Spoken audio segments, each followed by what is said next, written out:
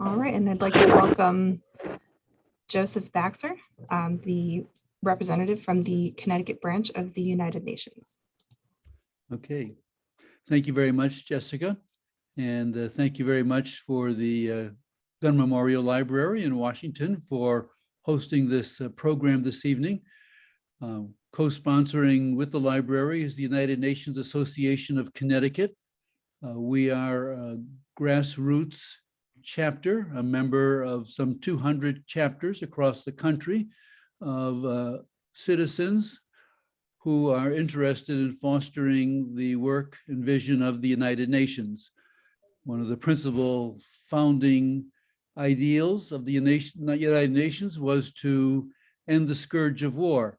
And so we are in the midst of one, and immediately this is an opportunity for us to look at not only the role of the United Nations, but to try and understand what is happening from very different perspectives, to appreciate that, so that we may be able to make informed decisions and comments when we talk about it. I'm very pleased to be with three colleagues who have lots of life experience. First of all, I'll just briefly introduce them. Then each of them will speak for about 10 to 12 minutes. They will comment on each other's comments, and then we will begin to explore some questions. Some have already come in. Others, please, if you would like to ask a question, place it into the chat box, and we'll try and follow through on that. So we have with us this evening Dr. Sergei Kambalov. Sergei is retired from the United Nations after 21 years of service. He held various leadership positions while there, dealing with particularly economic, social, and technological issues. Prior to joining the United Nations, Sergei was the first secretary in the Ministry of Foreign Affairs of the Soviet Union. He was born in Riga, up in Siberia, studied at the Moscow State University. His PhD is in international economics. We also have with us Alex Zuma. Alex is director of the Ukrainian Catholic Educational Foundation for North America.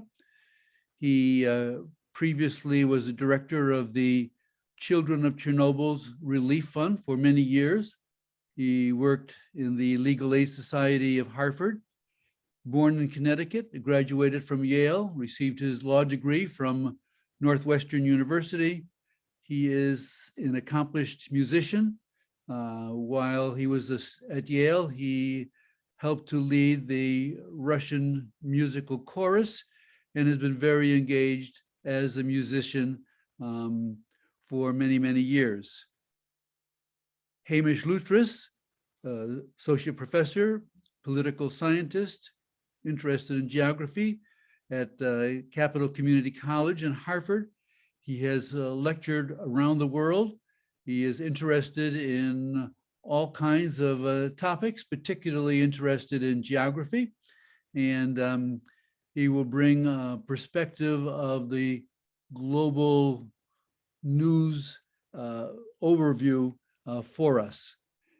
And so given this panel, going to invite that we begin with Alex to give us an overview of what the situation is in the Ukraine today. Alex, welcome. Thank you very much, Joseph, and thank you, Jessica, for hosting this event. It's wonderful to be able to meet with so many people and to discuss the current crisis in Ukraine and the wartime situation. As one of my friends said, there are thousands of fronts in this war currently.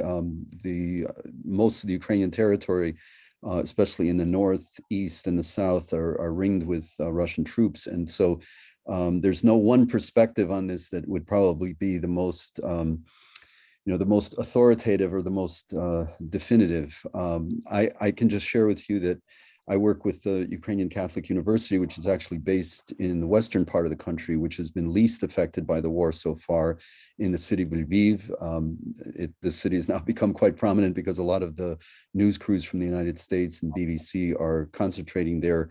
Our university, just to give you a perspective on what my view of the crisis may be, and to some degree, perhaps my bias, is that our university is heavily involved in providing humanitarian aid to the areas of Ukraine that have been hardest hit by the crisis. Currently, as of this week, the university, through our foundation, has provided about $2.4 million worth of medical supplies and humanitarian supplies into cities like Kharkiv and Odessa, and previously Mariupol, although at this point Mariupol, as many of you know, is pretty much off limits and is thoroughly besieged by the Russian troops. The university has also become a de facto refugee center because it's fairly close to the Polish border in the west, and so we're actually putting up quite a few refugees that are coming in from eastern Ukraine, from the areas that have been heavily besieged. But just to give you, I know many of you, I'm sure, have been following the news quite carefully, and so you know the rough outline of what's happened. As of February 24th, the Russian troops did invade after months of denials that their massive buildup along the borders was actually a preparation for a massive invasion. Many of the military experts in the United States, including people in the CIA and the Defense Department, were convinced that Ukraine could not hold out for very long. Putin was quite convinced that it could not hold out for more than just several days. They planned to parachute in paratroopers into Kyiv to basically take over the government buildings of the complex in Kyiv that housed President Zelensky and much of his administration. That never happened. There were attempts to penetrate the city, but basically from the north, there was a massive influx of troops there, mostly tanks and artillery. That assault did achieve some of its initial aims to take over the Chernobyl nuclear station, to take over the now notorious towns that were quite bucolic and virtually unknown to the rest of the world, but these are now horrific names: Bucha, Irpin, Borodyanka, and Hostomel were the four towns in north of Kyiv that were most devastated by the initial onslaught, and also by many of the war crimes that were committed, both the murders and assassinations and rapes and so forth. So, and yet the Ukrainian army was, to everyone's surprise, able to push back the Russian troops and basically achieve a fairly dramatic victory of actually getting Putin and his generals to decide to withdraw from most of northern Ukraine and to shift their energy to east, mostly to consolidate their gains. And it's important to remember this war actually started back in 2014. This is just the latest iteration, the most massive onslaught, but this began in 2014 with the annexation of Crimea, following the so-called Revolution of Dignity that happened in Ukraine between November of 2013 and February 20th of 2014, when Putin's ally in Ukraine, Viktor Yanukovych, after months of a standoff, many weeks of standoffs during the harshest winter months, decided to try to break up the massive rally that had been sustained in Kyiv for weeks on end. And he called in government snipers that ultimately gunned down over 100 protesters. Afterwards, there was the standoff did not end. The public demanded that Yanukovych leave the country, and he fled the country with billions of dollars of gold bullion and fled to Sochi, where he's been harbored by Vladimir Putin. But in any case, just backtracking to the present day, as most of you know, most of the concentration of the troops, there was a serious attempt to try to invade also from the south, from Crimea, to create a land bridge between Crimea and the Donetsk People's Republic, or the DNR and the Luhansk Republic that Putin had created back in 2014, 2015. For the most part, that also was stymied. The cities of Kherson and Mykolaiv in southern Ukraine were able to, for the most part, to at least stalemate the Russian attacks. Although there were also serious war crimes committed, especially in the Kherson and Mykolaiv regions.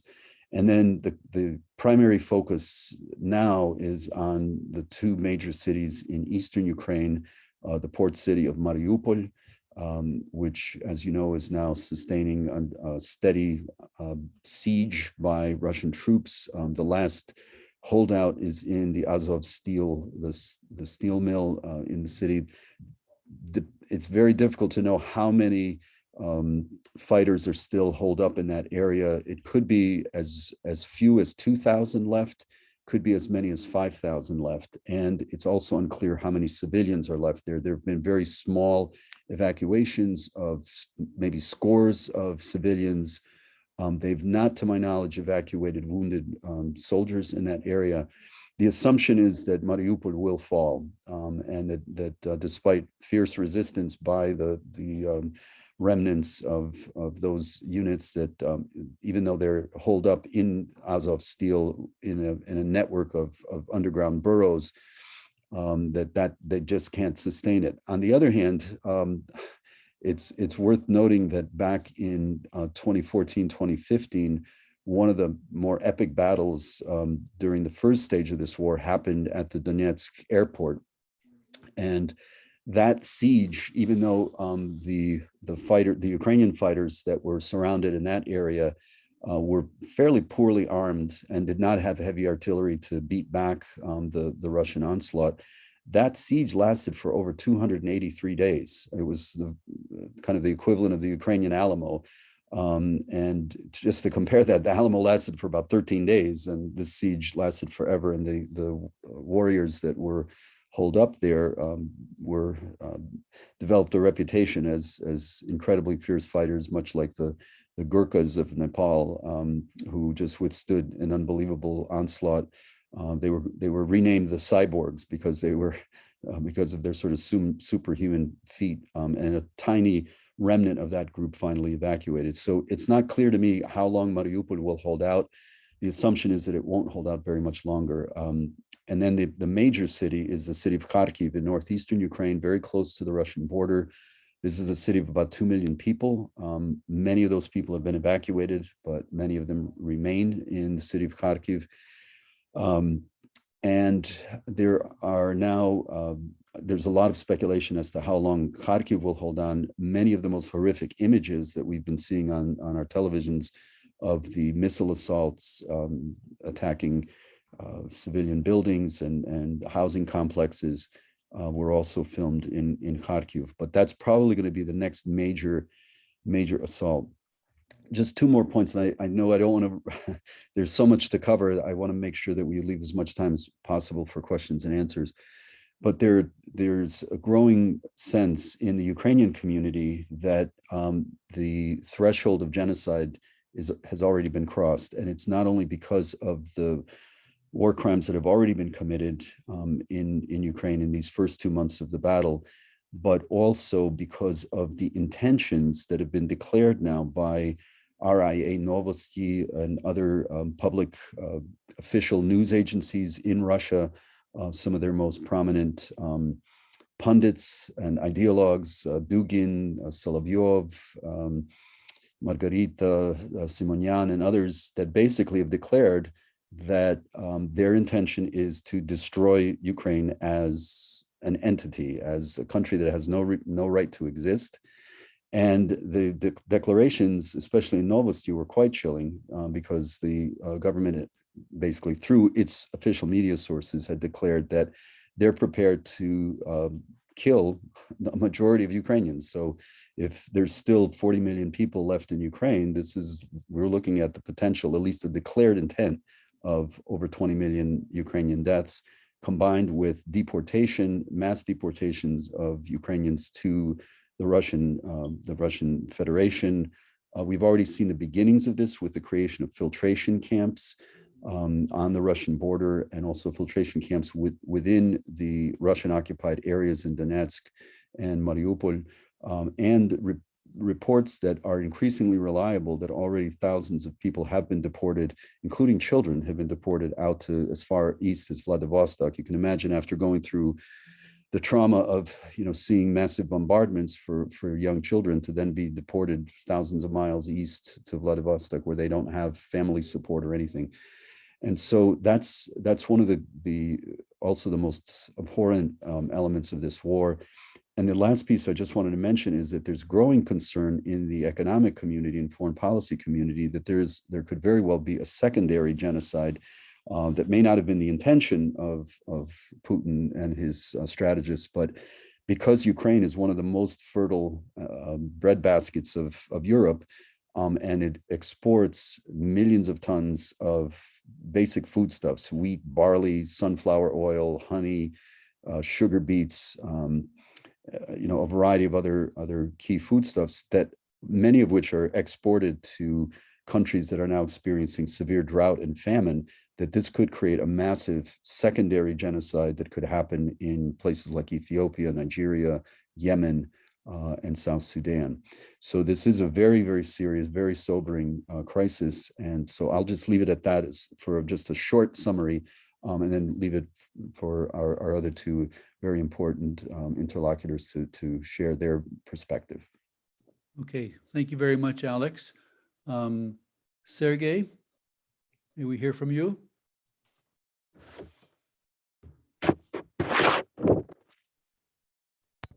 Thank you.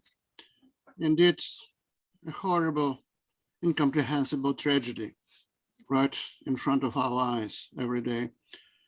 And I think that none of us, unless also having Ukrainian roots, as Juan Kuzma here has, can truly fathom the intensity of his rage and hatred and understand how emotionally loaded his presentation was, even if spoken so softly. Our hearts go out to people who are now suffering under fire, who lost their loved ones, their homes, their livelihoods. I'm a Russian American. As my fellow panelists know, I was very reluctant to participate in this event today. In the current emotional climate of collective guilt of all Russians, anything I may say beyond condemnation of the Russian aggression may be seen as an apology for Putin. Nothing could be farther from my intentions.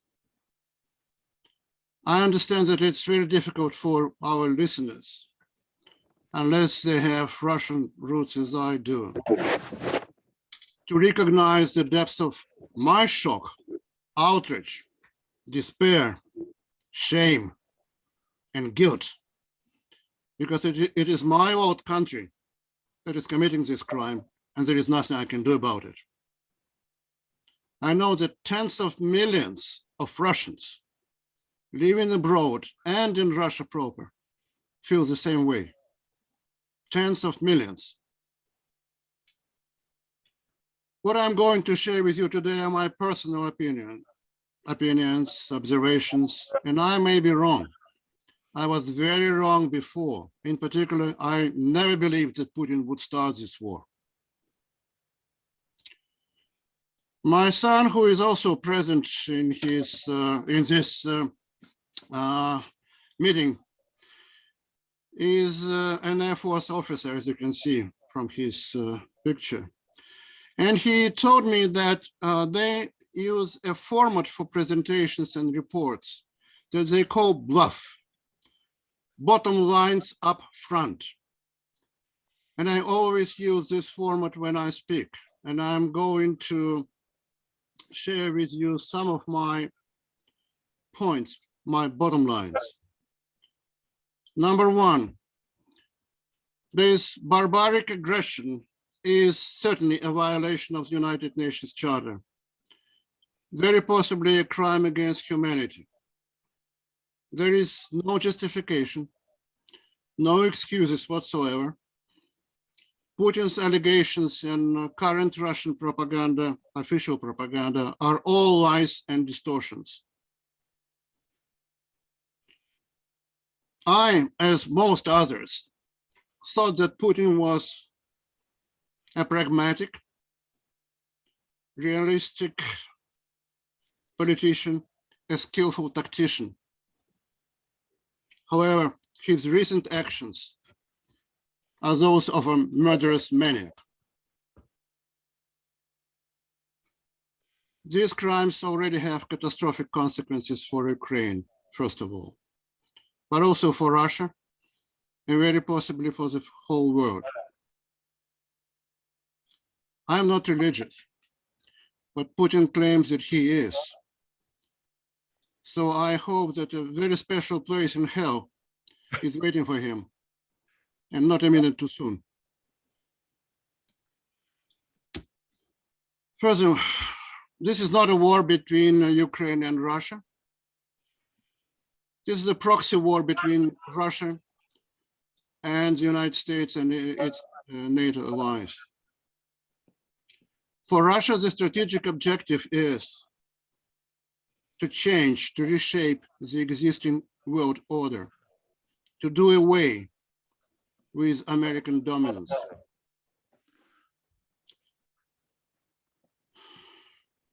For United States and NATO,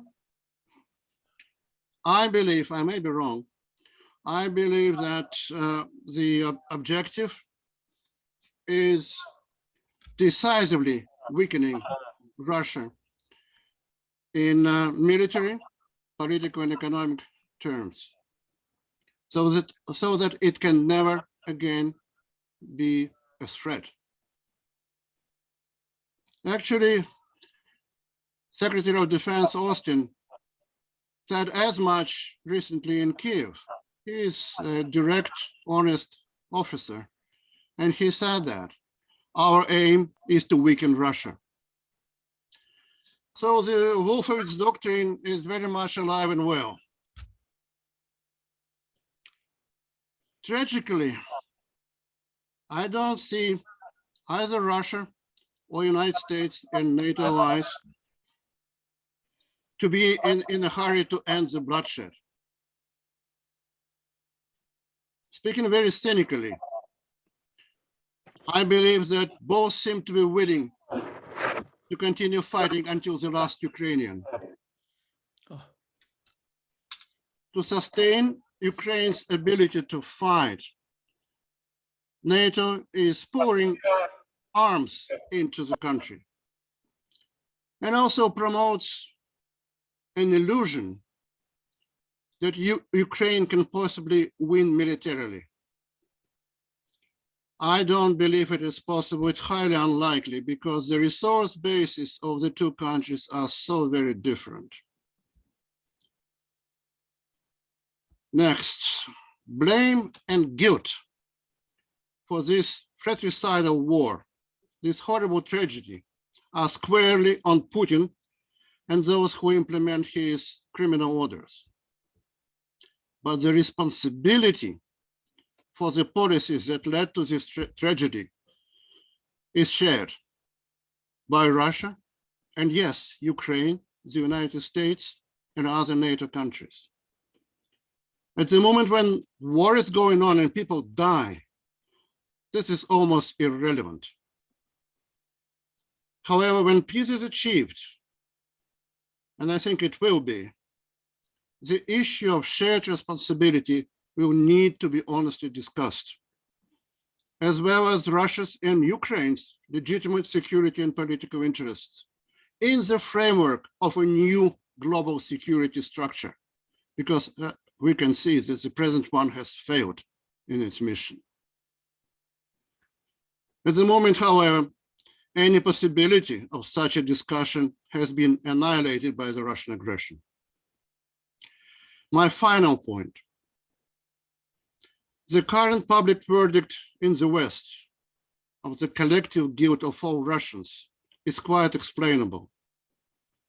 Since the horror of war, death, and destruction in Europe in the 21st century is simply too overwhelming, too incomprehensible. However, I believe that allegations of the collective guilt of all Russians are not fair and not justified. And I sincerely hope that when the fog of war clears, people will be able to see it all in a more balanced way. I think I should stop here. You are muted, Dr. Baxter.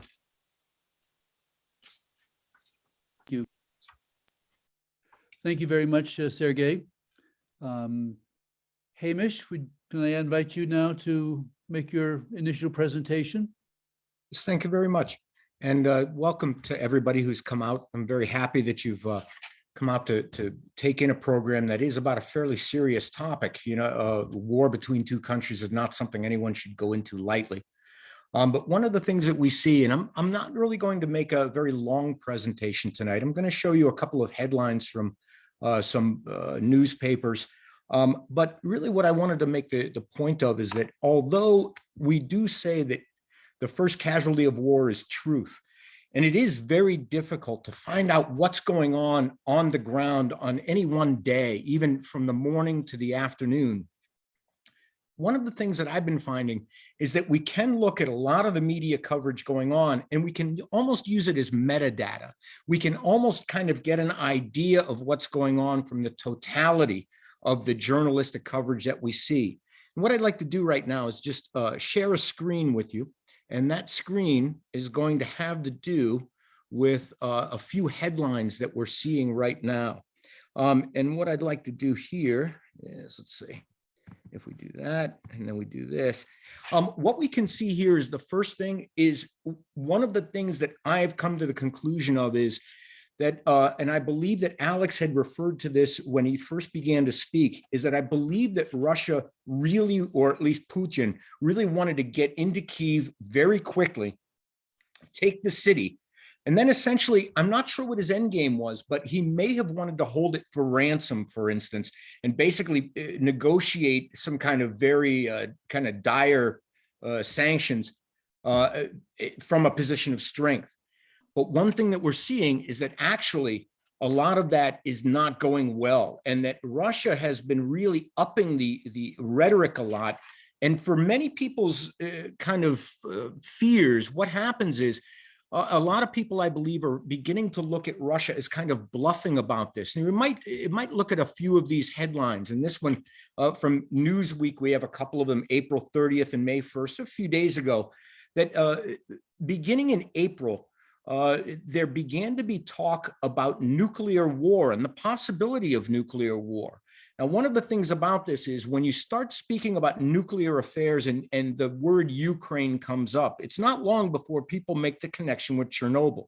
There's a lot of fear about what might happen with an errant shell or with something that might go wrong.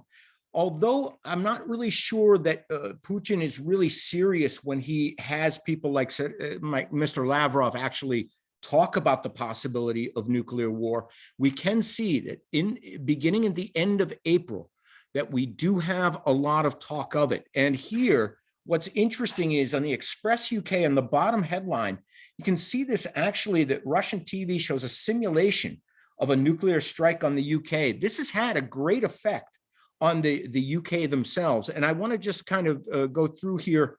Another thing that we're seeing is really this law of unintended consequences. You know, I'm not really sure, again, and I'm not sure that anyone really knows what Vladimir Putin wanted in the end. And one of the things that a lot of people do seem to imply is that he wanted Ukraine to promise they would not be joining NATO or the European Union basically forever, which would essentially kind of cripple their ability to run their own affairs as a sovereign nation. But one of the things that happens, of course, in war is that, as they say, all plans kind of go out the window as soon as you enter the battle. And here what we see is something very, very surprising. You're looking at these first two headlines from Reuters and Bloomberg News, and now you're looking at Sweden and Finland literally thinking very, very seriously about joining NATO. If Putin didn't want Ukraine to join NATO, I'm sure he probably would also prefer Finland not to be in NATO as well as Sweden. This is going to solidify a lot of European kind of military alliance against him. And I'm not sure if we look at the very last of these headlines, it says British tanks join NATO war games in Finland, but also that the British Foreign Secretary warns Putin that the UK would support Finland even if they don't join NATO.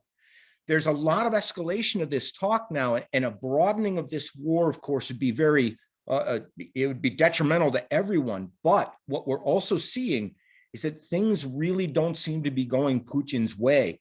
These are really strong indications that what he wanted at first, whatever it was, is beginning to be kind of transformed beyond its initial kind of recognition.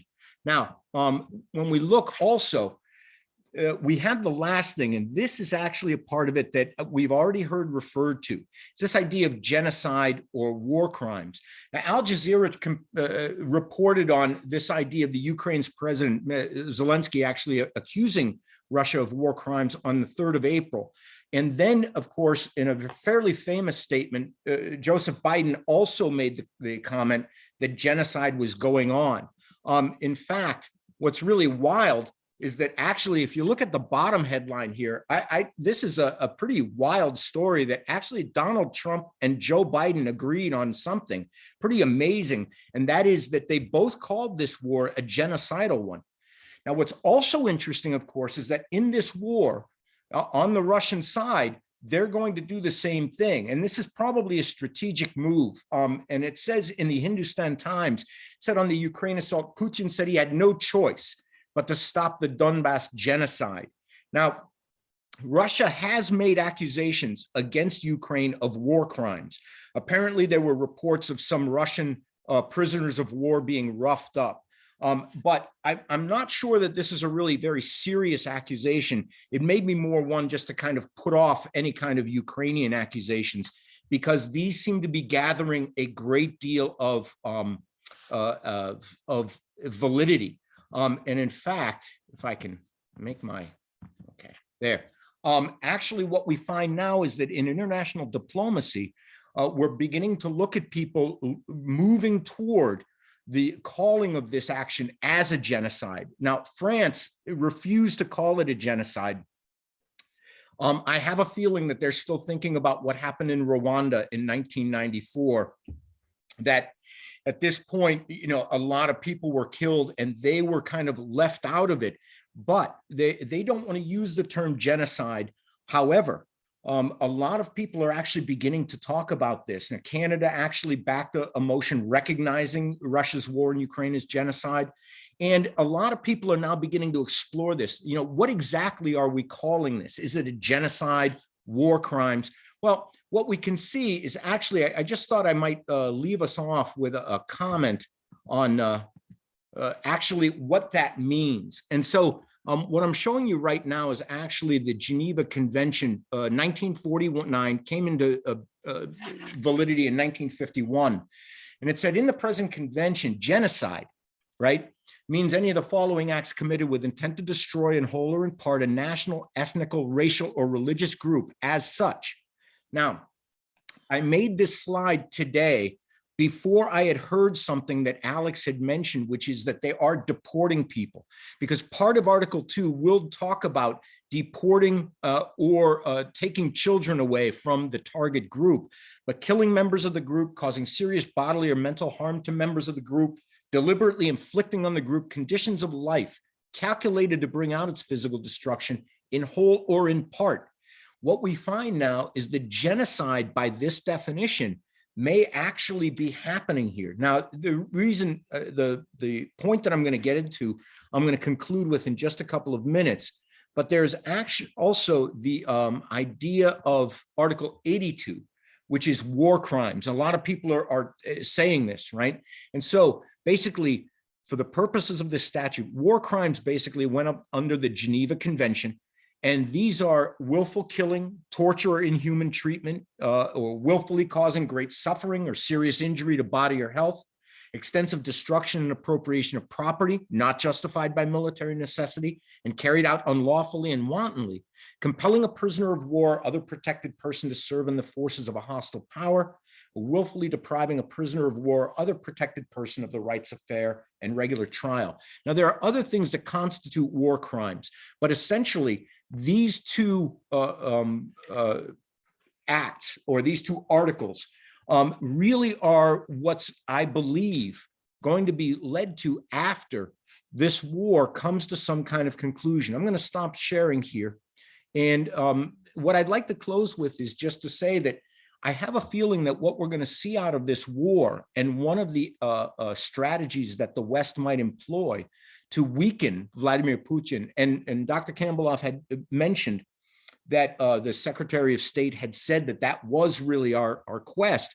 Well, if that's the case, what we might find is that there may be serious enough charges for the International Criminal Court to issue warrants on this, in which case what we find is that this war may not end up anywhere near what Vladimir Putin or the people supporting him really wanted in the first place, whatever that may have been. Well, thank you very much. Thank you very much, Hamish. Well, we certainly have quite a bit of information that is rather intense. I'd like to invite, first of all, perhaps Alex, would you like to offer some reflections on what you've just heard? Sure. Thank you, Joseph.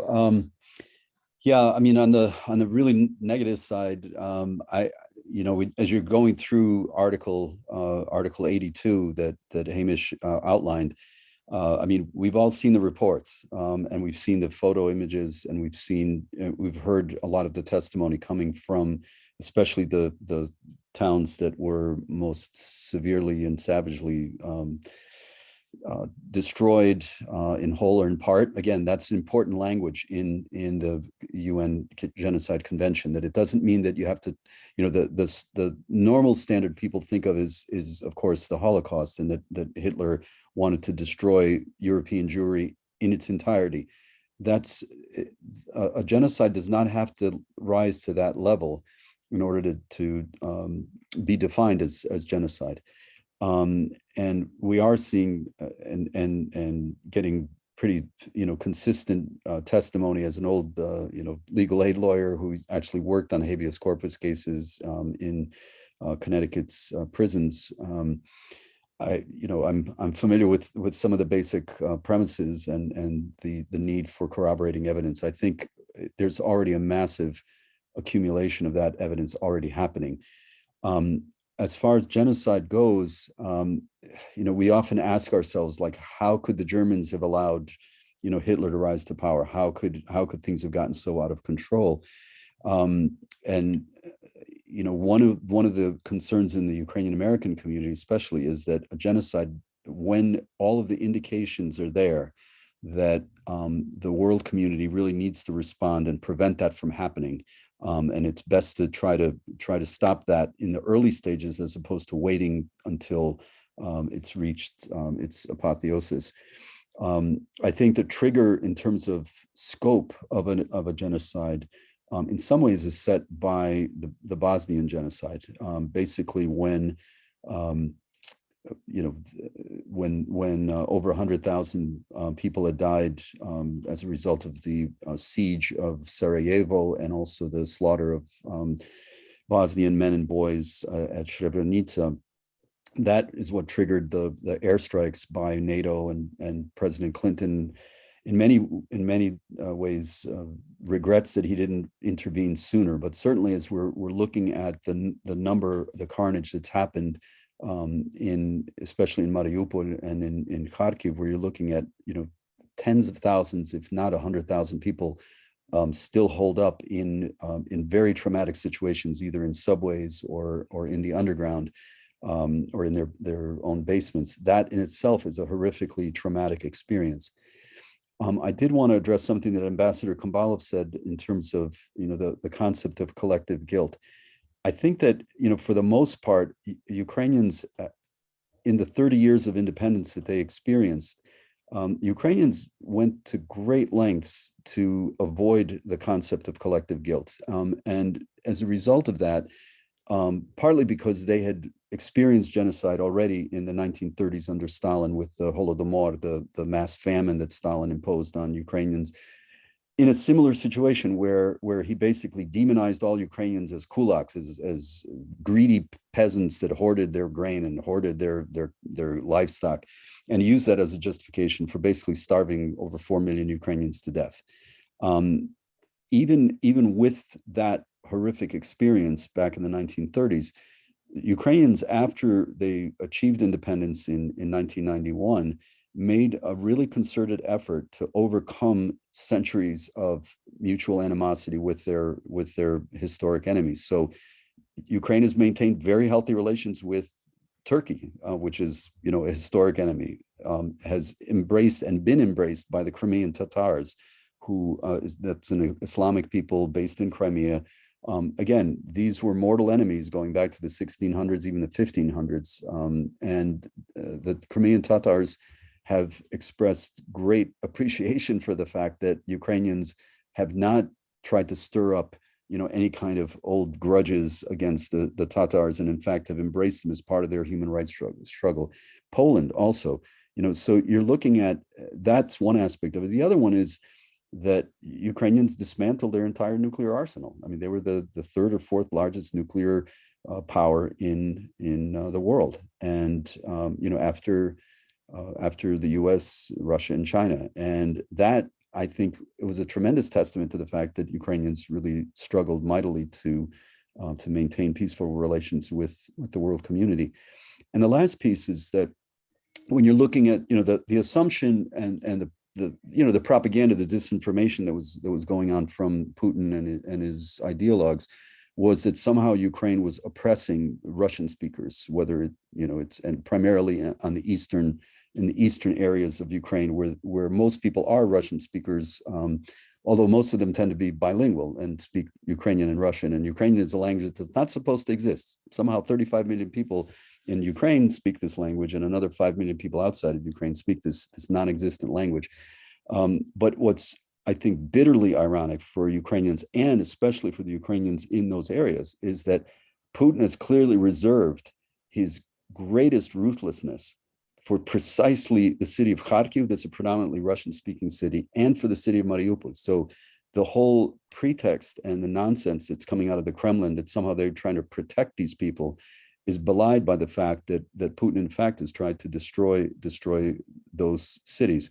And then the last little piece, I'm sorry if I don't want to go on too long about this, but just on a personal level, in addressing that concern, I think most Ukrainians, even in these conditions of horrific war, Ukrainians recognize the fact that there are thousands of incredibly brave and courageous Russians that have been protesting against this war. And people internally, there were the 2,000 Russian scholars and intellectuals that signed a joint letter, really risking their freedom, their lives, to challenge Putin's dogma.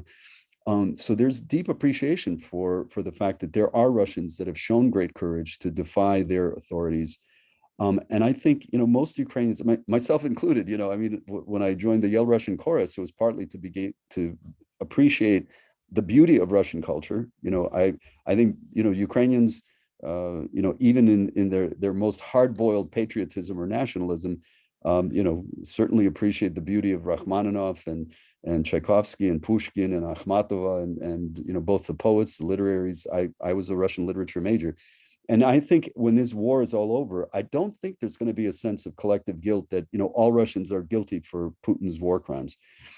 In the same way that our Jewish friends at this point feel like, you have James Levine that can perform Wagner with the Metropolitan Opera, right?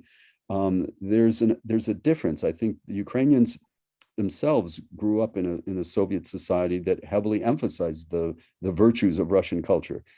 The issue is not with Russian culture. The issue is with barbarism and the particular brand of barbarism that Putin has inflicted on Ukrainians. So I think that there will be and the church in Ukraine also, all of the churches have emphasized this point in a way that the Russian Orthodox Church has not. The Russian Orthodox Church has basically given a rubber stamp religiously for Putin's, onslaught against Ukraine. All of I know the prelates of the Ukrainian Orthodox, Catholic, the Jewish community, the Islamic community, the Baptist communities have all made very strong statements that, our beef is not with the Russian people, it's with Putin and his autocrats and his oligarchs. Okay, thank you, Alex. We'll come back to some of these issues, I imagine, as we go forward. Sergey, would you like to offer some comments on what you've heard? Yeah, of course. Thank you very much. Just a few comments on what I heard. I agree that those who are responsible for these crimes must face justice at some point. I also believe that the verdict on what is and is not genocide should not be made by media. It should be done by people, by institutions who are actually in the business of doing these things. I believe that, yes, media must register and communicate and publicize all instances of even suspected war crimes. But then professionals, investigators, prosecutors should take over and actually look into this and pronounce the verdicts eventually. When it is done by media, it doesn't add to any sanity in this insane situation. So I think that before we pronounce somebody guilty of genocide, we must wait for this to be clarified. And then when you talk about genocide, Pan Kuzma, you mentioned Mariupol. In the last census, 48% of Mariupol's citizens identify themselves as Ukrainians, 48, 44 as Russians, and 89 identified Russian as their language. So who is the alleged genocide against? This is a little bit, well, it needs to be left to those who do it professionally, not media people. You mentioned several statements in Russian official media by RIA Novosti, by Dugin, by Solovyov. They do not express really official point of view. They are all the names that you mentioned are notorious in Russia as being nationalist propagandists. Dugin and Solovyov are despised by those Russians who have something between their ears and who think about what is happening. RIA Novosti is notorious for this kind of statements. This is not even the official government position, so please do not give too much prominence to this kind of idiotic and dangerous statements. They do reflect thinking of a certain segment in the society. Yes, of course. But they do not represent the point of view of the nation as a whole or of its official leadership. You mentioned nuclear arsenal that Ukraine has voluntarily given up. It's a nice story. The only problem with this is that it's not true. Ukraine never had nuclear arsenal. Yes, there were nuclear material, nuclear weapons stored on the territory of Ukraine, Belarus, and Kazakhstan, as well as in Russia proper. But they never belonged to these republics or countries. All the nuclear codes were always in Moscow. as the capital not of Russia, but the capital of the Soviet Union. And when Yeltsin succeeded Gorbachev, one of the most important acts in this transition was passing over the so-called football, as it is called in the United States, or knopka, the button, as it is called in Russia. The nuclear codes were given from Gorbachev to Yeltsin. Neither Ukraine, nor Kazakhstan, nor Belarus ever had any nuclear weapons in their possession. To say that Ukraine had nuclear weapons is the same as saying that Turkey had nuclear weapons, because there were some American nuclear bombs stored on Incirlik Air Force Base, or used to be stored. Or saying that Italy or Belgium or the Netherlands or Germany have nuclear weapons because American weapons are stored there. So again, it's a nice story, but it's not factually correct. And one last comment I would like to make. Certainly, this whole thing did not go according to Putin's plan. Remember, 3 days after the invasion, Putin actually publicly called on Ukrainian generals to overthrow, as Putin said, those drug addicts in Kiev, in Kiev government, take over the leadership in the country. And I think he really believed that Ukrainian people would welcome Russian liberators from this, as he calls, Nazis and drug addicts. And he was in for a really serious surprise because it didn't happen. And he's still trying to deal with this situation. All this new emphasis on the east of the country, of Ukraine, in Donbass, is the result of this miscalculation at the very beginning of his whole misinformation that he obviously had, or he was given, and the idiotic ideas that top Russian leadership had about Ukraine's strengths and aspirations and orientation. This is very obvious now, and we have what we have now because of this mistaken beliefs. Thank you. Thank you, Sergey. Hamish, would you like to offer some comments?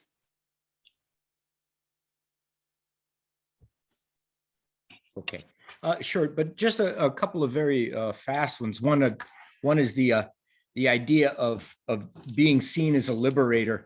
It's a very attractive idea. I imagine that the Americans really enjoyed it in 1898 when they went into Cuba and the Philippines.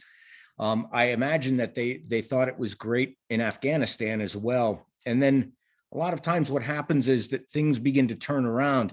I too am really amazed that Putin did what he did, and to reflect on Dr. Kambalov's statement, I was also very taken by surprise that he actually launched the invasion. But what I do believe is that actually, although I would agree with Dr. Kambalov that there's in no way should the media be leading the way toward determining who is guilty or innocent, because of course that can take place with a great lack of evidence as well as with a body of evidence.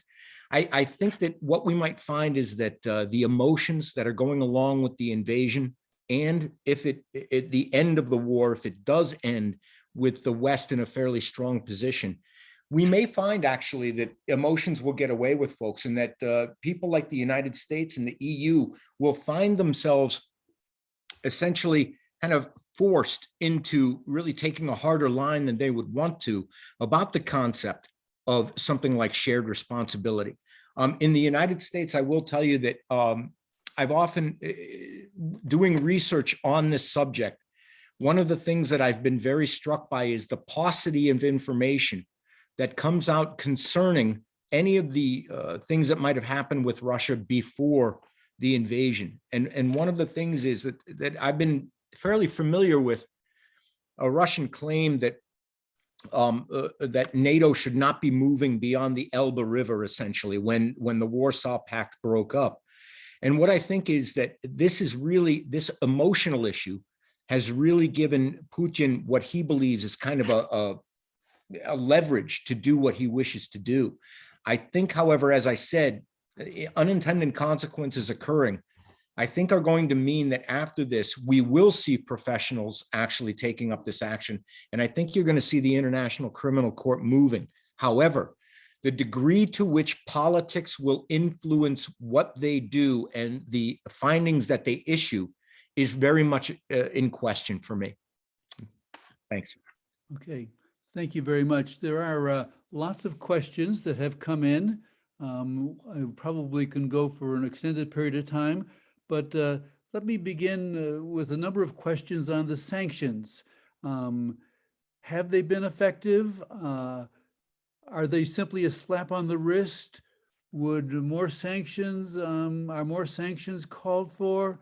Is this one way to influence Putin's activity? Would anyone like to comment on that? I can comment on part of it anyway.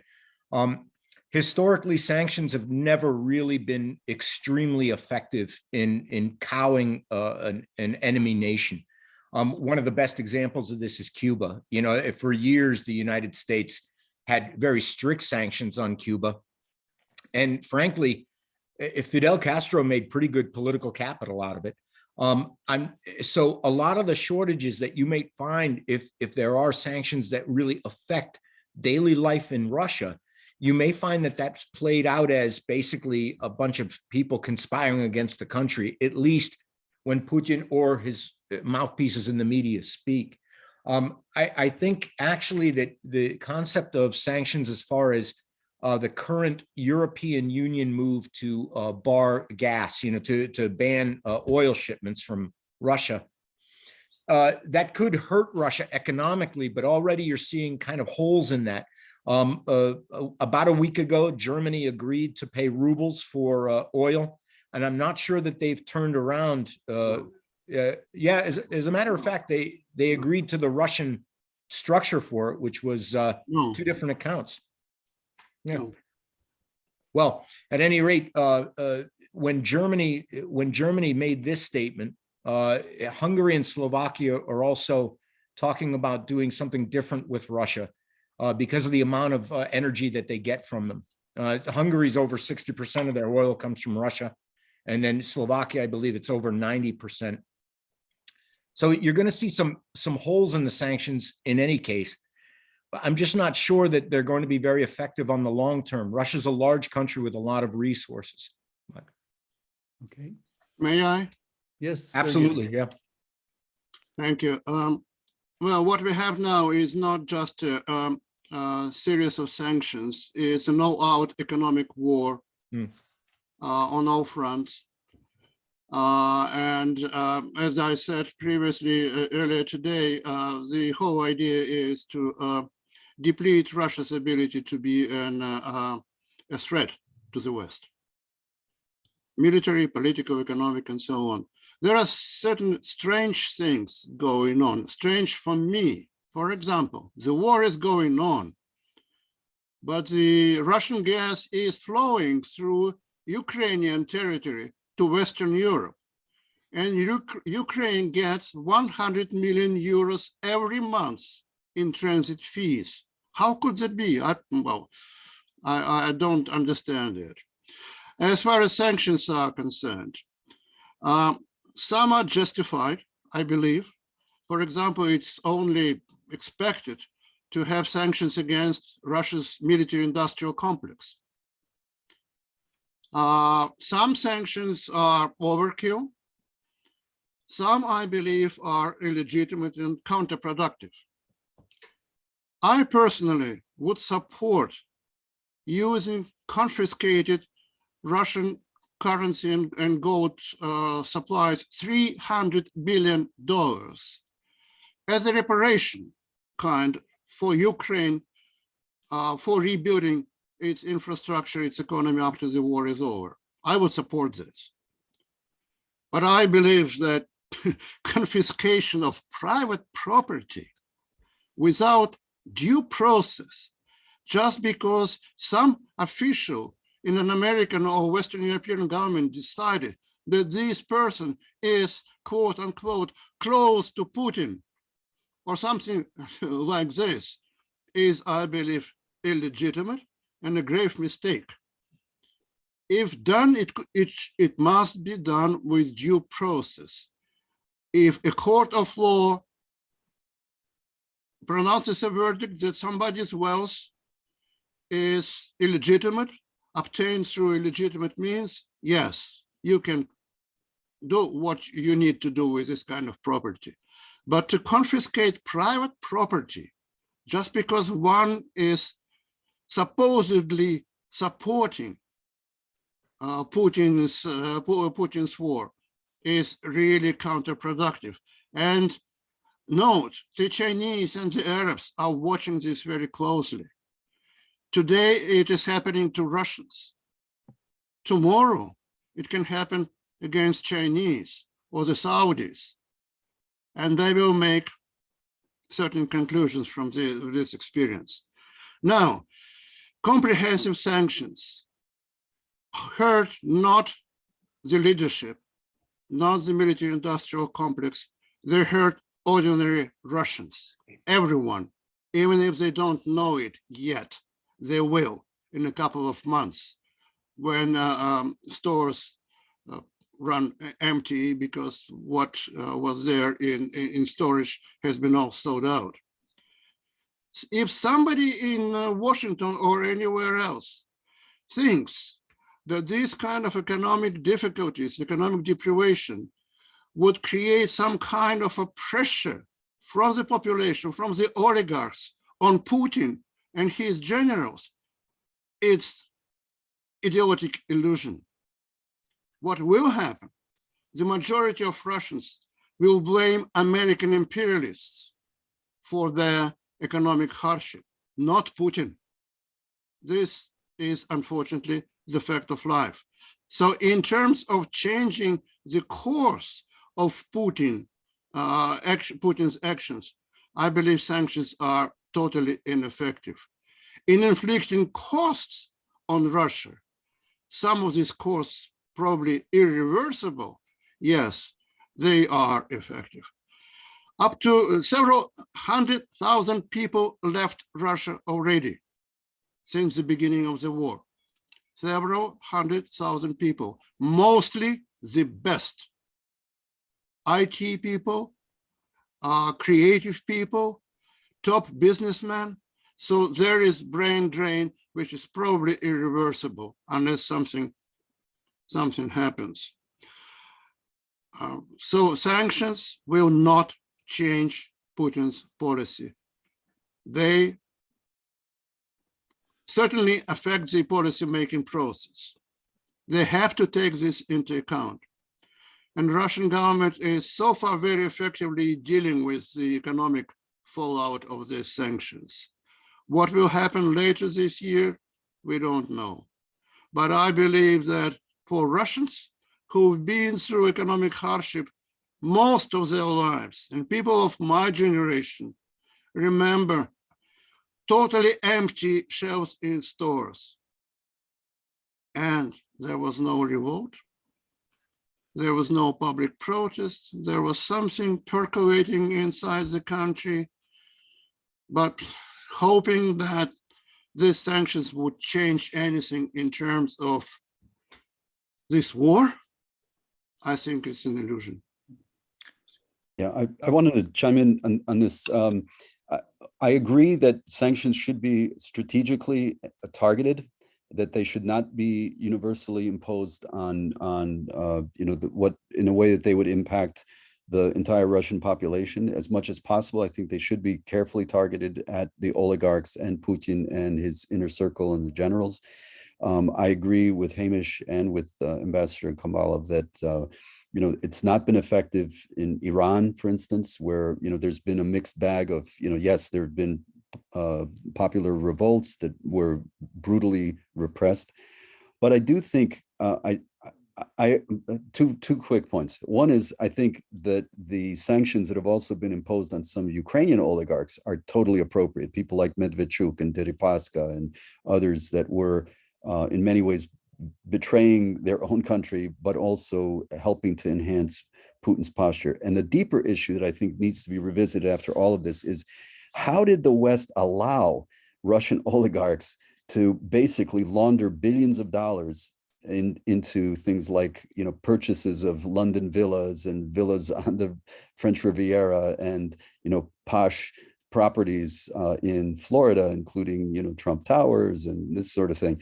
I mean, the complicity of American and European institutions in welcoming Russian oligarchs' money as a way to fatten the wallets of lawyers and business people and consultants and auditors is shameful. And I think we should have never allowed ourselves to get into this kind of position. And I think that is something that really does need to get visited after all of this. We know that Deutsche Bank has already paid huge penalties for its deliberate attempts to launder Russian mafia money. And so there's soul searching that needs to happen in the United States and definitely in London.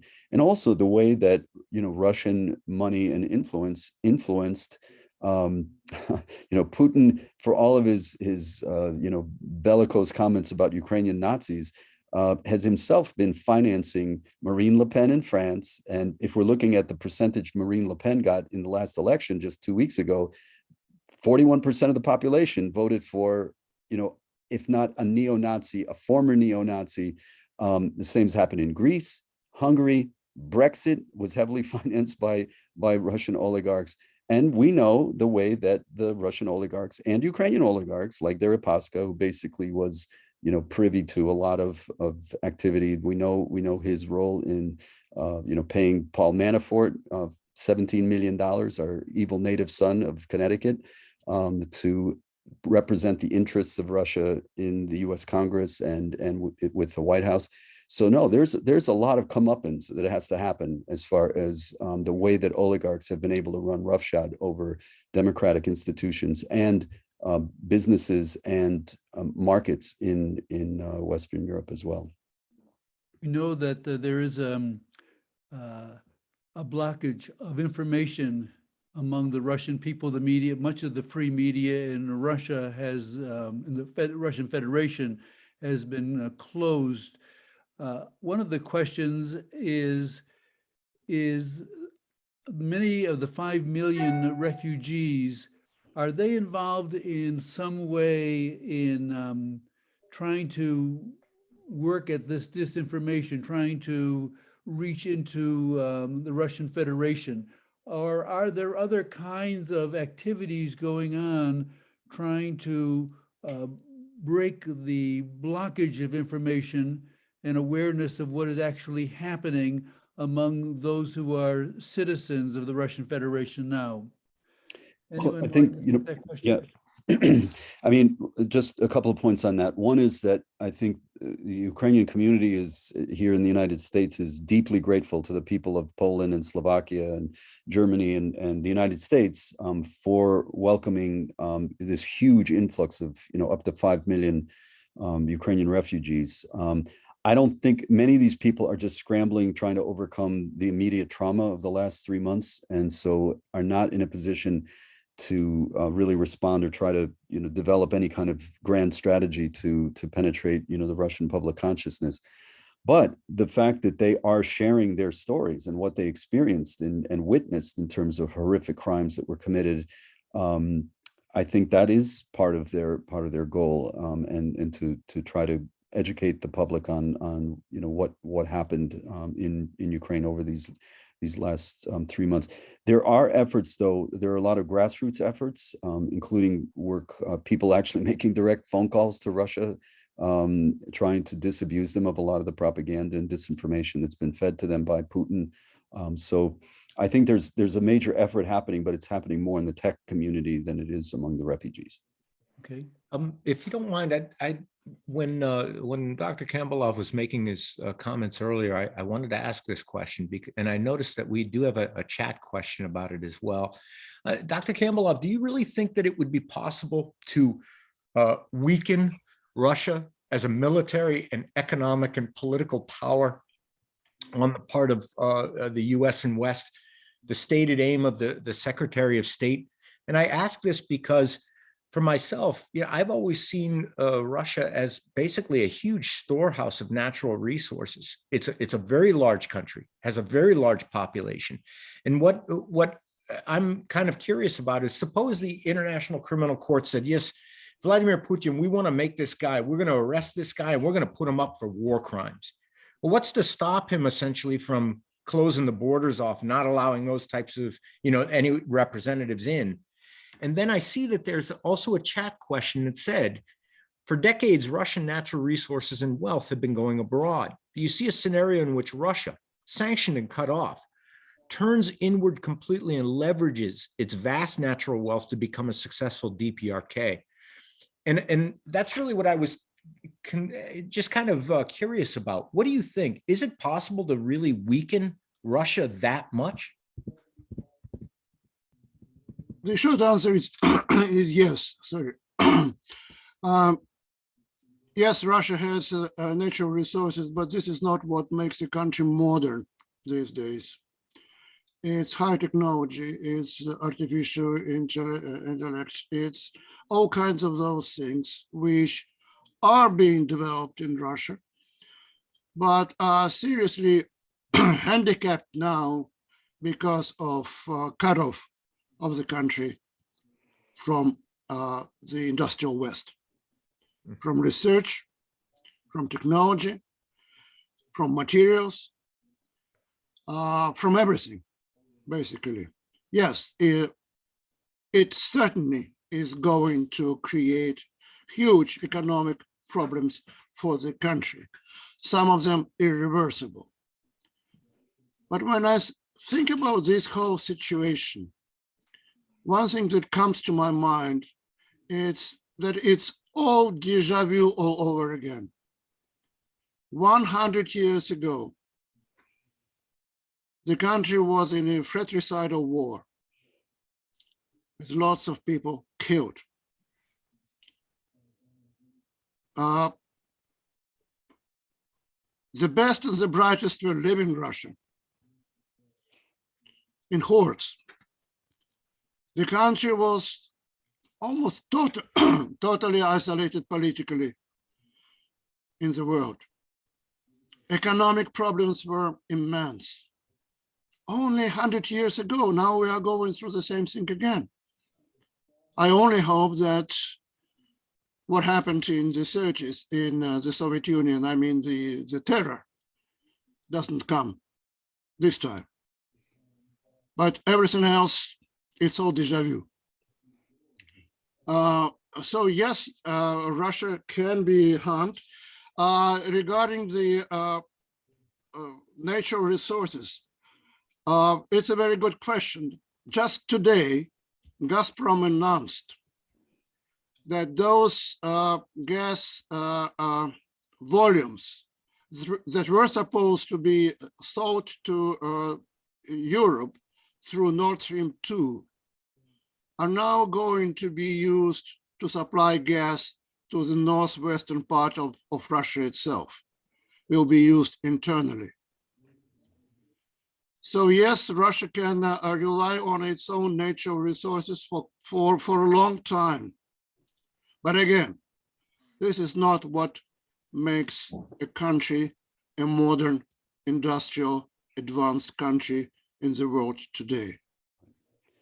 I would just add to that, Russia does not want to become North Korea. I'm reminded of Stalin coming up with the theory of socialism in one country. Socialism in one country doesn't work. Capitalism in one country definitely does not work. The Russians were beginning to understand that their future, their fate, their development lay in engaging with the West and with China and with other countries. And the tragedy, and I agree with Dr. Kambalov that this war was, people sort of give Vladimir Putin a lot of credit for being brilliant and strategic thinker and all this kind of stuff. It was idiotic on many levels, and it was idiotic in the sense that he already had access to the Sea of Azov. He already had access. He's got Sevastopol in Crimea. He could have had access to the Bosporus. He does not want to become the North Korea. He's got 11 time zones worth of territory to govern, and he's not doing a very good job of governing those territories either. So the notion that he had to have Ukraine, and I actually used to cringe whenever Zbigniew Brzezinski used to say, without Ukraine, that Russia is not an empire. Are you kidding? 11 time zones worth of territory. You're the biggest empire in the world. And, it's kind of absurd the way that Putin has kind of devolved into this psychosis, this kind of nationalist, imperialistic kind of obsession with destroying Ukraine. If Ukraine doesn't knuckle under my authority, I'm just going to destroy the whole country. It doesn't make sense. And even from the point of view of Russia's needs for exports and engagement, Ukraine was one of Russia's, if not the largest, it was Russia's biggest trading partner. That could have stayed completely intact. And yet he had to become. Kuzma, we've been through this again. Right, but not with this audience. Not with this audience. Is not very much prominent on Putin's radars. Yeah. He has a mission, he believes, and this mission is to change the world order. Mm-hmm. To destroy democracy as we know it. Not to destroy democracy. No, not really.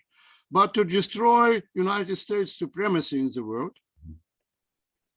And he believes it's his mission. And connected to this is his other objective, to be able to pursue this first paramount objective.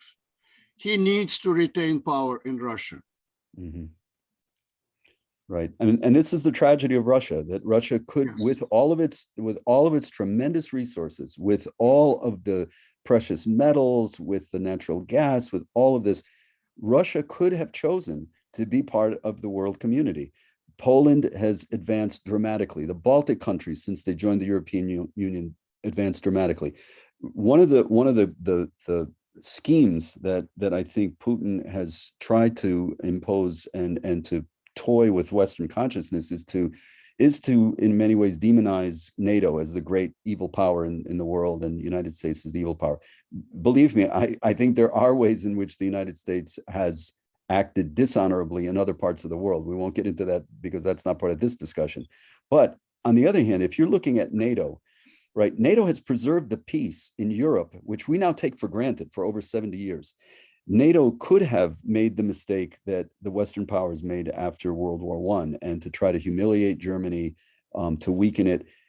NATO enabled Germany to become one of the most successful, most prosperous countries in the world. It enabled Japan to become one of the most prosperous countries in the world. NATO is, and it's prepared to help all these other countries flourish to the degree that it even needs to. They're flourishing on their own terms. And so that's, to me, in many ways, that's the tragedy, that there are, you're right, Dr. Kambalov, that many of Russia's best and brightest people, its poets, its technical geniuses, are leaving the country in droves. And that didn't need to happen. So this is also part, going back to 1825 and the uprising of the Decembrists, that, the Tsar and the boyars then did the same thing that they're doing with the oligarchs right now, which is basically destroying the greatest promise in terms of human capital that Russia could boast. So Ukrainians understand this, because we also could have lost, and we have lost a lot of our human capital also to Western expansion. But what I've seen on a positive way is that a lot of the brightest minds in Silicon Valley that were based in Ukraine, they've actually developed joint ventures, very vibrant programs and financial and technical development, so that they're not just turning their backs on Ukraine. They're actually creating and even now, even in these wartime conditions, the Ukrainians have been able to sustain remarkably successful businesses that are part of the international market. One of the questions that have come in has to do, of course, with the United Nations and their role. We know recently Secretary General went both to Moscow and to Kiev. We know the United Nations is involved on the ground with the food, refugees, UNICEF. In fact, some would say that as an organization which is geared towards a constructive world order, then it has been missing in action. Would anyone like to offer a comment on that? Particularly, I know, Sergey, you have been part of working at the UN, but I know others would have a reflection also. But could I invite any comments on that? May I? Yes, please. Sure. And I say this with very heavy heart because I've given 20 plus years of my life to serving the United Nations. But I believe that now it's very clear that the United Nations has failed in its charter mission to prevent the scourge of war. And not only with this war, but also with previous ones. This is not the first instance of a country violating the United Nations Charter by invading another country and causing civilian deaths and so on. Somehow now people tend to forget about more than 200,000 Iraqis who died, civilians who died in that war. People tend to forget those things. But we are talking about the United Nations. And I believe that unless the organization can find a way to reform itself, to reflect the realities of today's world, not of the world of 1945, it will follow very quickly the example of the League of Nations and slip into irrelevance and oblivion, at least in terms of being an instrument of global security and peace. It can certainly continue its other important activities, primarily in sustainable development, but preserving peace, finding ways to solve problems, no, I don't see it. I don't know why Secretary General Gutierrez was so passive all these weeks, and suddenly he woke up and went to Moscow. And actually, I think that the fact that there are some hopes for evacuation of civilians from Mariupol, Azovstal, is probably the best result so far of United Nations involvement in this tragedy. Mm-hmm. Why not earlier? I don't know. I would echo that, actually. I think the United Nations, it reminds me of the Shakespeare sonnet, they who have power and will do none. There are some powers that the United Nations Development Program, UNICEF has actually been operating out of our campus in Lviv and has been doing some really wonderful work. There are agencies that are capable of doing a lot, and it doesn't necessarily, there are ways that the United Nations could play a much bigger role. There's also a way that the churches, the Vatican, and other institutions could play a bigger role. For instance, short of a no-fly zone, which President Zelensky has been pleading for, there are ways, for instance, I think the United Nations could insist on the creation of serious humanitarian corridors to get people out of Kharkiv and get them out of Azovstal, including wounded soldiers that are basically dying horrific deaths right now in those tombs, those underground tombs that are happening. For instance, I think they could mobilize, Senator Blumenthal, by the way, I thought proposed an excellent idea, which is like, why not bring in airplanes, cargo planes from neutral countries, perhaps India, perhaps Brazil, perhaps Switzerland, perhaps one of the more affluent African countries, maybe South Africa, to actually replicate some of what succeeded with the Berlin airlift, like actually parachuting supplies into Kharkiv. And basically, and yes, there is a risk involved. There's a risk in anything when there's a hot war unfolding and raging. But I think that's a key role. The more controversial role that I think the UN could play is in actually stopping mass murder and genocide. It in many ways failed to do that in Rwanda. It finally began to stem the tide of those massacres in Rwanda. And frankly, and this is something that might raise the hackles of the other two guests today, and perhaps Mr. Baxter too. But when I look objectively at what stopped the Bosnian genocide, it was the airstrikes.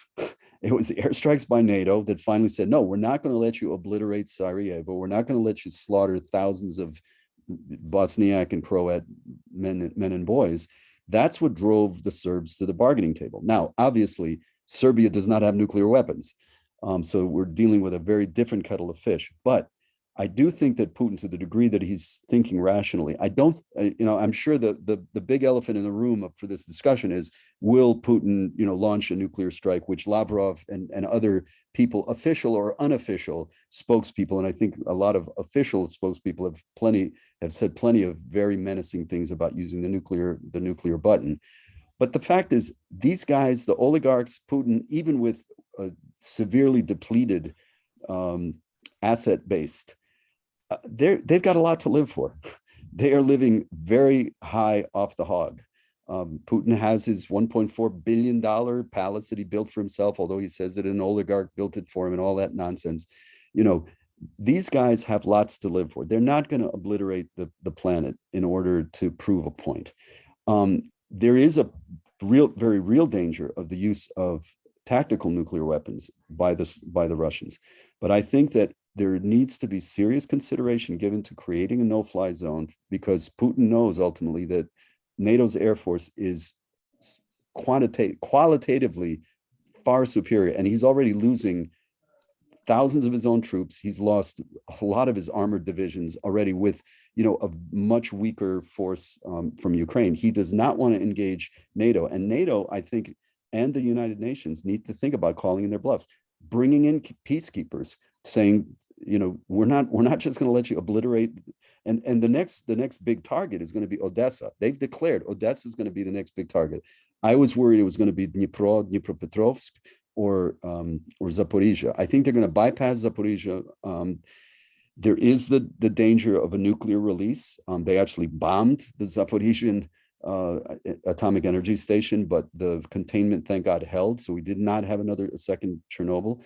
But the biggest danger is going to be Odessa. And I frankly think that the United Nations should move peacekeeping troops into Odessa as a force that could prevent that from becoming the next. This is a World Heritage Site. I mean, Odessa, for the Greek community, for the Jewish community, for the Ukrainian, for the Russian community, is a gem and should not be subjected to the kind of wholesale destruction and reduction to rubble that we've seen in Kharkiv.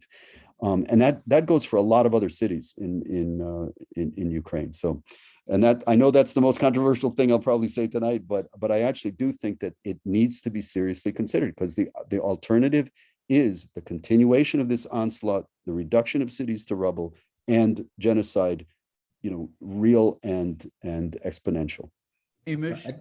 Yeah, I'd just like to say that, first of all, I'm not sure what you would be expecting the UN to do, unless you want to give them a mission in which you say, go out and just basically act as a military force under your own command. I don't think the United States would really be supportive of that. And frankly, what I find is that if you want a no-fly zone over Ukraine, I think there's a real danger here. One of the things about the Cold War that was very important was that in the Cold War, the US and USSR were extremely careful never to engage one another directly. Right. By having a no-fly zone, I think what you would find is that you would have people being engaged. And the first time you found a Russian plane shot down by an American, or vice versa, you may be expanding that conflict exponentially. I also think that the UN really, I'm not sure what the expectations were internationally of the UN, but let's be honest, the UN's job is really to talk and to carry out humanitarian efforts. If it's going to ensure humanitarian corridors, I do understand your desire for that, Alex. It's something that would be great to at least safeguard civilian lives. But I really don't think, given the UN's military record, I really don't think that that's going to work too well. I think really what worked in Yugoslavia a lot was KFOR, which was not exactly, it was partially UN and partially not. But what I think is that the idea of, let's say, cargo planes, right? And they're going to fly in. There's no guarantee that what they're flying in, if you remember cases like the Lusitania, for instance, the Lusitania documents have proven that actually it was carrying arms and ammunition for the Allies. And so when the Germans torpedoed it, I don't like to say this, knowing, where I was born and grew up, but they had a point. And the fact of the matter is, if you get Russians and Americans starting to fight together, I think that's going to be something that will go way beyond this. And I don't know if NATO's air forces qualitatively that's superior, because remember too that if these guys have been flying missions, that's going to make up for a lot of inferiority of aircraft as well. I really hesitate about the idea of establishing a no-fly zone or committing the United Nations or NATO to military efforts. That's one of the reasons that people have been supplying the Ukraine with weaponry, and in fact, some fairly advanced weaponry. Oh, very advanced. Have gone out of their way to kind of, leave it at that. Right. I think in this, I do think that President Biden was pretty smart to kind of put away that idea, because like I said, I would be very frightened of coming into direct conflict with a country that has that kind of military power. Sergey? Thank you very much. I actually agree with Professor Lutris that it would be very dangerous and irresponsible to do something like a no-fly zone. Number one, United Nations has no military capacity at all. It does not have an army. So what the United Nations does, if it agrees to do something militarily, like introduce peacekeepers or peacemakers, it buys other countries' soldiers to do those things. But for this, you need to have a decision by the Security Council, which we all know in the current system is not going to happen. Neither China nor Russia would ever agree to this kind of things. You both mentioned Yugoslavia, but let me remind everyone that bombing of Yugoslavia was not sanctioned by the United Nations Security Council. It was actually a violation of the United Nations Charter of using military force without the sanction of the United Nations Security Council against a sovereign country. Whatever the justification, technically, it was a violation of the United Nations Charter, another one. Now, I would never, in light of what has been happening since 24th of February, would never believe that Putin is rational and that he treasures his own life and his material prosperity, and that he would not risk global annihilation if he believes if he believes that is his mission. He will do it. I'm sure about this. And by the way, everybody agrees that NATO is military superior to Russia in all aspects. NATO has more tanks, more aircraft, more personnel, more sophisticated weapons, but this is exactly why this will become really, really dangerous if any effort by any NATO country to interfere in this whole thing, because Russia is weaker it is going to use nuclear weapons, because the Russian military doctrine, which is official and published, says that Russia reserves the right to use nuclear weapons in case when its existence or territorial integrity is put in danger. So with NATO far superior militarily over Russia, if NATO engages in military confrontation directly with Russia, that would mean global war. It's not going to be World War III, as people say, because Russia is alone. There is no coalition. Russia has no allies. So maybe in parallel with the global war on terror, it will be global war on Russia. But it will happen if any NATO country interferes militarily in what is happening now. So some It's questions. very dangerous. And Yeah. I've never been scared in my life as I'm scared now. And I also believe that what Putin was trying to do, one of the things that he was trying to do was expose the weakness of Article number 5 of NATO, the idea that an attack on one is an attack on all. And what I think is that kind of backfired on him. The idea of Finland and Sweden considering applying for membership in NATO tells us something. But I really think that anything that would put two major powers in direct conflict is just flirting with absolute annihilation. There's just no way around it. And so much as I find that it's distasteful to keep feeding arms into Ukraine, the fact of the matter is, I would much rather have that than American pilots going in there, or a cargo plane going in. The Russians claim it was not neutral. They shoot it down. There's all kinds of things that could lead to a very, very touchy situation. Professor Lutris, I would rather have an immediate ceasefire, negotiations going on. I would rather have United States not only supporting Ukraine's military effort, but also pushing Ukraine to some kind of a compromise, just as the United States has been pushing Israel to compromises while supporting and arming Israel. This is what I would prefer: immediate ceasefire and then long and painful negotiations with everybody involved and everybody's interests on the table. Right. Remember that President Zelensky has said that he's willing to consider options that include, at least a moratorium on joining NATO. Ukraine was not going to be joining NATO before this happened. Why didn't NATO countries say so to Ukraine openly and decisively? You are not going to be a member anytime soon. No, they did not. They played with Ukraine. They did play with Ukraine, right.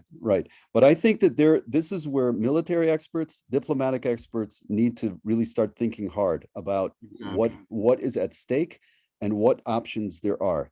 Because I do think there are other options. When you're looking at the caliber of NATO Air Force, Putin does not want to mess with those guys. The F-35 would wipe out. He's already seen what a relatively, Ukraine's army is no longer that weak, as we've seen. It's it's very highly motivated. They know that this is Hamlet to be or not to be. For the Ukrainian people, they have to fight because they know that the alternative is genocide. I mean, they know that, and they're under no illusions as to what's at stake in all of this. The alternative is negotiated outcome. Okay. Some Right, kind of but how would that look? How would that look? I have to So what is interrupt, Ukraine supposed to do? Gentlemen, I have to sorry. interrupt you all Sorry. because we're going to go on. We have 5 minutes left. Oh, sorry.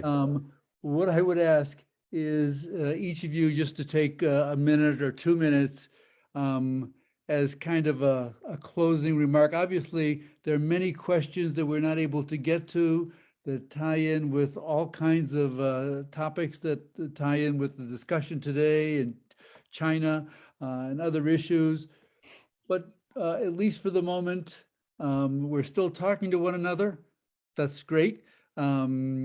and in a respectful way. That's wonderful. That's a sign that we can do that. So let's just take and maybe begin just the opposite way that we started with Hamish. Why don't you begin, if you would, with a short reflection of what comments you would Sure. like to leave for this evening? Well, the first thing I would say is it is very possible for the folks that are gathered here to speak in a rational and respectful manner. I've never, to be honest with you, I usually find that with my students as well. I don't find it as much with governments as I do with my students, however.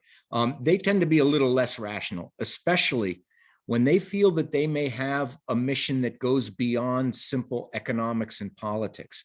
And I think that there is, underneath what Russia is doing, there is a sense that they are defending orthodox values against invasion from the West. Whether or not that's correct, I believe that that's one of the things that Vladimir Putin has really said many times in speeches, is that this invasion of liberalism is something that they do want to turn around. And I believe that gets into deeper historical trends. But right now, what I think is that more than likely we should start looking at May 9th. There seems to be a buildup toward the Victory Day parade. I'm not sure what Mr. Putin's going to do. I'm wondering if he's going to try to actually take Mariupol and then just say, this is total victory, the Russians have won again, and then just bring them home for the 9th. It seems like it would be a smart thing to do. But the problem is, more and more with every day, I'm agreeing more with Dr. Campbell that I'm not sure that Putin's really operating in a completely rational way right now. So, All right, thank you.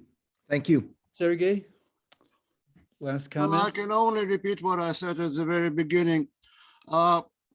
There is necessity to discuss legitimate concerns and interests of everyone involved, including Russia, Ukraine, Russia, NATO, United States, everyone.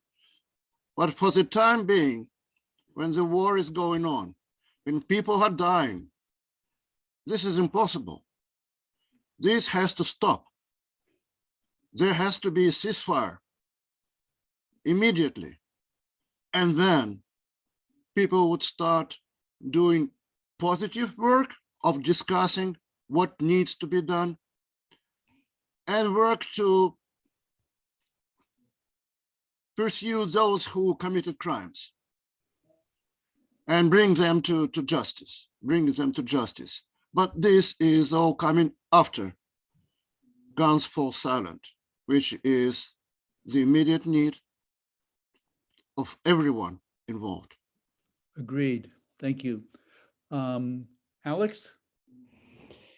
Closing This is comments? obviously a really, really painful and dangerous time. There's no question about it. And even in my suggestion of some of these more radical options that for the time being look like they're not on the table anyway. I mean, President Biden has been very clear: no boots on the ground, no fly zone, and NATO is certainly very averse to that idea. Part of my suggestion comes from a point of desperation, because I have many people that are now at risk of death and torture and abduction and deportation. I mean, very dear friends. I have a nephew who is actually a lieutenant in the Ukrainian army fighting on the outskirts of Mariupol, and several of the people in his unit have been killed just within the last week. So I realize that it's very difficult for me to maintain, an even-handed approach to this, because we're talking family and very dear friends who are at risk. But I do think that it's important for the world, when at the end of World War II, we said never again, that we would never allow something like the Holocaust to happen again. There is a need to contemplate what that means in terms of the modern security infrastructure and the capacity of the West to prevent another genocide that is clearly beginning to roll down the highway. And I think it behooves all of us to think how we're going to prevent that. I think it is going to require some creative thinking.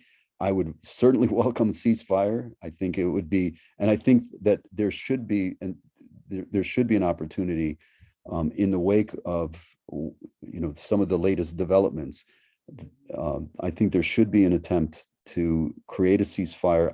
I know that some of the people I've been working with in Ukrainian Catholic Church have been pleading with Pope Francis to actually visit Ukraine, because that in itself would create some space for a serious dialogue and a cessation, at least temporary cessation of hostilities. So we're living in an extremely dangerous time. There's no question about it. I would just ask everyone's prayers for the people of Ukraine and the people of Russia. I mean, I do not. My heart bleeds for the thousands and thousands of Russian moms that are at a state of despair, not knowing what's happened to their sons. And, are they coming back in body bags? Are they just going to be buried locally?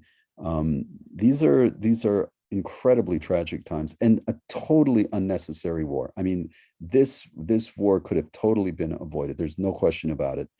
And so, and I do think that because Putin has relied so heavily on lies and deception and self-delusion and delusion of both his people and the world community, the truth is very important. The one important point I would just share at the end that I would take issue with in a respectful way with what Dr. Kumbalov said is that I do think journalists have an important role.